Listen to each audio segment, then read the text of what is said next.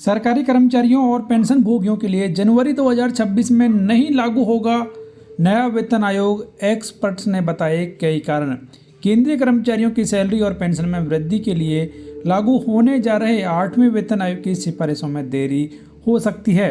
हाल ही में लागू 7वें वेतन आयोग की सिफारिशें इस साल के अंत में समाप्त होने जा रही हैं।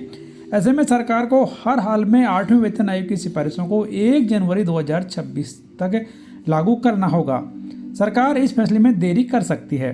देरी का सबसे मुख्य कारण यह है कि सरकार ने साल 2025 के सालाना बजट में वेतन आयोग के लिए कोई घोषणा नहीं की है। इससे इसके लागू होने में देरी की अटकलें लगाई जाने लगी हैं। वेतन आयोग विशेषज्ञ आयोग की सिफारिशों को लागू होने के अलग अलग तर्क दे रहे हैं। 8वें वेतन आयोग के गठन के लिए केंद्र सरकार ने पिछले महीने अनुमति प्रदान की है। सरकार ने वेतन आयोग की गठन की प्रक्रिया को अभी तक शुरू नहीं किया है। वित्त सचिव मनोज गोयल ने साफ किया है कि 8वें वेतन आयोग का वित्तीय वर्ष 2025-26 में कोई वित्तीय प्रभाव नहीं पड़ेगा। उन्होंने कहा कि केंद्रीय मंत्रिमंडल को आयोग के लिए नियम और शर्तों की मंजूरी देनी होगी। इसके लिए कार्मिक एवं प्रशिक्षण विभाग और रक्षा मंत्रालय से राय ली जाएगी। वेतन आयोग के गठन प्रक्रिया के लिए फरवरी महीने की शुरुआत में national council of joint consultative machinery staff side ने 8वें वेतन आयोग के नियम और शर्तों के लिए अपनी सिफारिशें सरकार को प्रस्तुत की थी। उसके सुझावों में सरकारी कर्मचारियों के लिए सैलरी स्ट्रक्चर, भत्ते और लाभों में महत्वपूर्ण बदलाव शामिल हैं।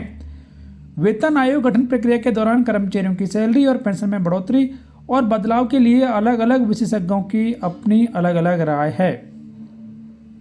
King Stubb and Kasiva advocate and attorneys के पार्टनर रोहिता सिन्हा ने बताया कि 8वें वेतन आयोग के कार्यान्वयन की प्रक्रिया 7वें वेतन आयोग के कार्यालय की समाप्ति के बाद 2026 में शुरू होगी।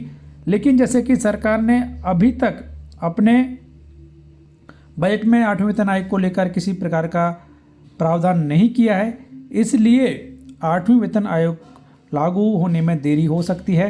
जनवरी 2026 से 8वां वेतन आयोग लागू होना काफ़ी असंभव है, क्योंकि इसमें देरी होने की पूरी